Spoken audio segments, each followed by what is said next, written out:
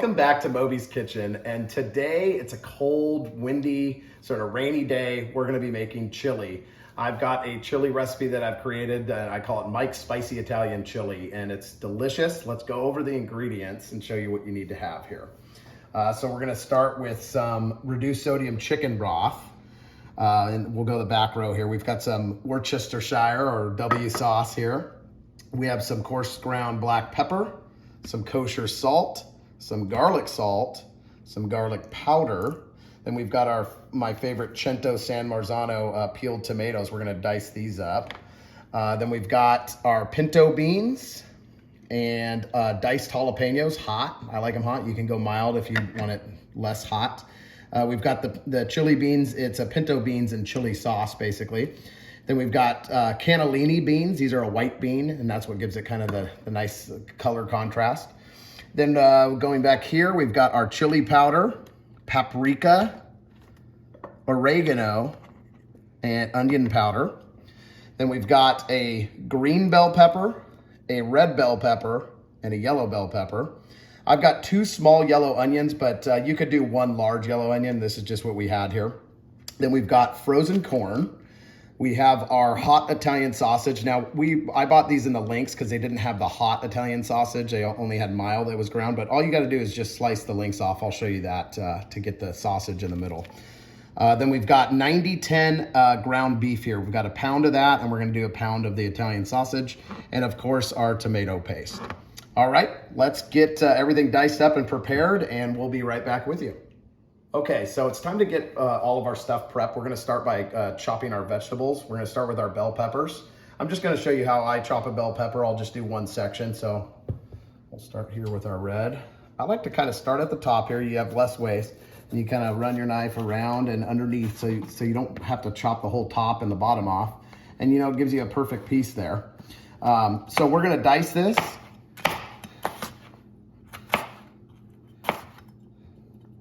I like to kind of cut it in strips first.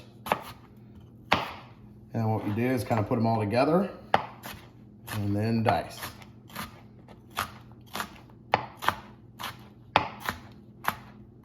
There you go, that's perfect for the chili. This is gonna cook down nice. So we repeat that for all 3 of the bell peppers.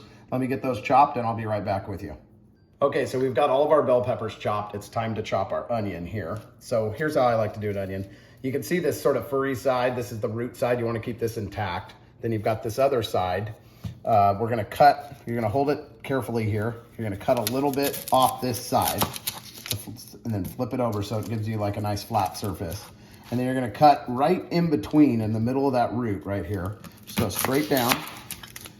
And then we'll cut one side here for you. So I like to peel, like if you can't get that sort of coarse, like outer layer off, you can always take just 1 layer of onion off. It's not going to kill you to do that. So you just kind of take that layer off, that outer layer, and then what you're going to do is make cuts about 80 to 90% through, not quite to the root. We can do like a pretty good sized dice here for the chili, and then you're going to come back and cut down right here like this, and that's it. And you repeat that process for the rest of your onion and you're ready to go. As you can see, it dices it up really nice. Gives some nice chunks here. All right, we'll be right back with you. Okay, so these Cento tomatoes are my favorite, as you've seen in some other videos. They're San Marzanos, imported from Italy. And to me, it is so much better than just buying like cheap canned tomatoes. The flavor that you get out of these is worth it. Now they don't, at least I couldn't find them in like a diced tomato, so I bought the whole peeled tomato, so we have to kind of do like a loose dice, and they kind of fall apart as it is. So what we're gonna do is take each tomato out and just kind of give it a rough chop like that. That's all you need to do. And you just repeat that till all the tomatoes in this can are completely diced. This is a 28-ounce can. And then save that juice too, that tomato juice that is packed in, because we're gonna pour that in there as well. Okay, so we've got all of our tomatoes chopped up. Next up, we have to remove the casings from the sausage. Now, if you can find ground hot Italian sausage, or if you're using mild, you can usually find the mild pretty easily. You don't have to do this step, but since I couldn't find it, I'm gonna show you how you decase the sausage, I guess, for lack of a better term. You just take your knife point and you just run it down one side, And then you find that casing on there. You just get your thumb under there and the casing will come right off. Now you've got your ground Italian sausage ready to go. And you just repeat that. We're gonna do a pound of these and we're doing a pound of the ground beef mixed with it. Okay, we're over at the stove now. We've got a nice big, this is a nice Dutch oven. It's like a cast iron coated pan here, and I love this for making chili and various other things. But we're gonna start with, this is one ingredient I didn't mention at the beginning, some regular olive oil here. We're gonna put a couple tablespoons in the bottom, and our pan's been preheating for about 3 or 4 minutes here on medium. Make sure that the oil's all nice and coated on the bottom. Then we're gonna start out by adding our onion. That's the sound you wanna hear. Okay, and then we're gonna add our 3 bell peppers, our red, green, and yellow bell peppers diced up. Those are going in as well. Okay, and then we're gonna stir around, kind of get these sauteed. This takes about 5 minutes on medium heat, so give it about 5 minutes, saute these, and then we'll go to the next step. Okay, so we've been sauteing our onions and peppers here for about 5 to 7 minutes. Our onions are translucent. We're gonna move these to one side of the pot here. Make a little bit of space here. We gotta fit a lot of meat in here, but we're gonna do our best. Okay, then we're gonna take our ground Italian sausage, the hot sausage, and our ground beef. This is 90-10. And we're gonna put it all in there. I've already kind of broken it up. I like to kind of do that with ground meat. Less work in the pot. We're gonna kind of get it all crunched down in there. We're on medium heat still. And we're gonna let this go until we've browned it. We want some nice caramelization on it. And the best way to get that is to just put it in here and leave it alone. Don't stir it too much. Let it set for the first 3 or 4 minutes and get some nice browning going. We'll be right back with you. All right, so it's time to stir our ground meat here. We haven't touched it. And see how it gets that nice caramelization? You can see it there. That's what we're looking for. You won't get that if you just keep stirring it. You're gonna have gray meat. And this caramelization is gonna be flavor. So you wanna stir this up. We can kind of mix in the onions and the peppers now. And we're gonna keep cooking at medium heat here. And this is gonna stew for a long time. So there's, we can do a little bit more breaking up, but there's no need to, like overcook this meat because it's gonna keep cooking once we add all the other ingredients in. So we'll let this go maybe another 3 minutes or so, and then we'll go to our next step. Okay, we've been cooking our meat here with our peppers and onions for about another 3 minutes. Everything's browned up. We're gonna make a little well in the middle. And I like to put this in before we add any liquids. This is 6 ounces of tomato paste. We're gonna add that into the bottom of the pan. Now you can buy a can of this. This is just what I like to use. I like to use the Italian tomato paste as well. So, and these are handy. If you don't use all of it, you can save a little bit for the next time you need tomato paste. So we got about 6 ounces of tomato paste. We're gonna cook this down for about a minute before we move on to our next step, just to cook the rawness of the tomatoes out of it a bit. I'll be right back with you. We're gonna cook that for about a minute. Okay, so we've been sauteing our tomato paste here for about a minute. We're gonna stir this in now to the meat. Get it all incorporated. All right, and then we're gonna add our seasonings. And I've got them all in one bowl, but I'll tell you the measurements here.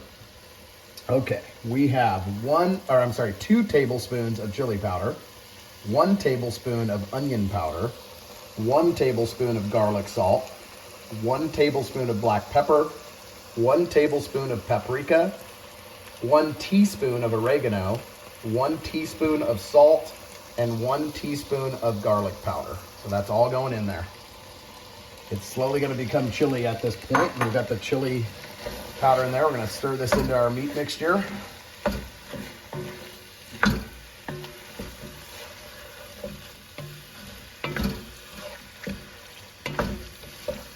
All right. Then next step, we're going to add our Cento peeled and chopped tomatoes with the sauce. in there. Stir that in. It smells amazing in here, by the way. Wish we had smell-o-vision, you could smell it. All right. Then we're gonna add our can of chili beans, the pinto beans, and don't drain this, just add the sauce in with it.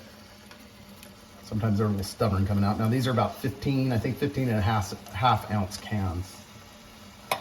Our pinto beans with the juice. Our cannelloni beans with the juice.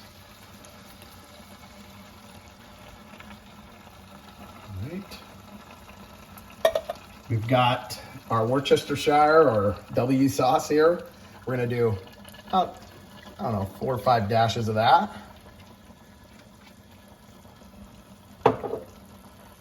We've got our can of hot jalapenos. Like I said, you could leave this out or you could do mild jalapenos. We're gonna do about that much. That's about half of a, I believe this is a 4 ounce can. So a couple ounces of that. You can add more or less. We're gonna add about 8 to 10 ounces of frozen corn. They usually come in about 16 ounce packets. So it's about half of the packet. Let's stir this together. See, now it's starting to take shape here. We're still on medium heat, by the way. All right, and then our final step here is 3 cups of our reduced sodium chicken broth. You could use vegetable broth here or even beef broth. I like using chicken broth for this. This will add a little bit of liquid to it. As you see, it'll cook down because we're gonna let this stew for about 2 hours. Covered, but maybe with a little bit of a crack on the lid for the first hour to let some evaporation happen and some reduction happen, and that's what's going to create the beautiful flavor. Let's keep it on medium here for a minute and let this kind of start simmering, and then we'll lower it to low and cover it. We'll be right back with you when it starts simmering here. Okay, so our chili's simmering now. We're still on medium heat. We're going to give it 1 stir here. We're going to lower our heat to low as your stove goes. And we're gonna put a cover on it and just leave it cracked a little bit so you can have some evaporation, some reduction happen out of that little crack here. And we're gonna check this in about 15 minutes and give it another stir.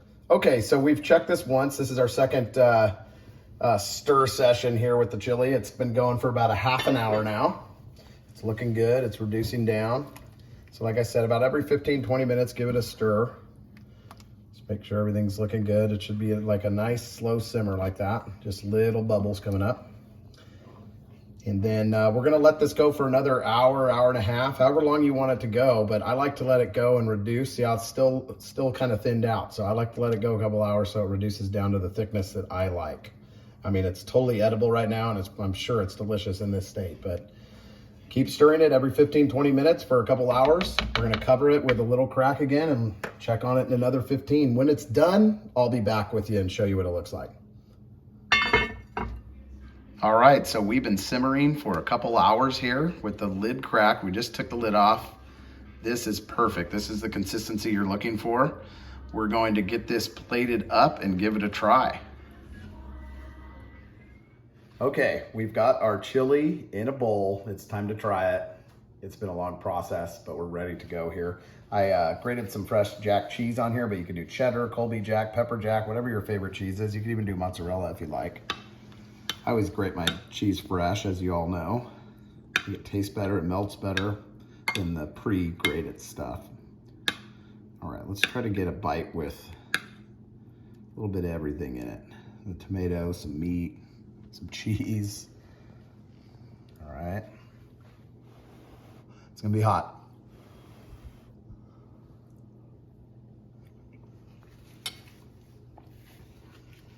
You can really taste the Italian sausage.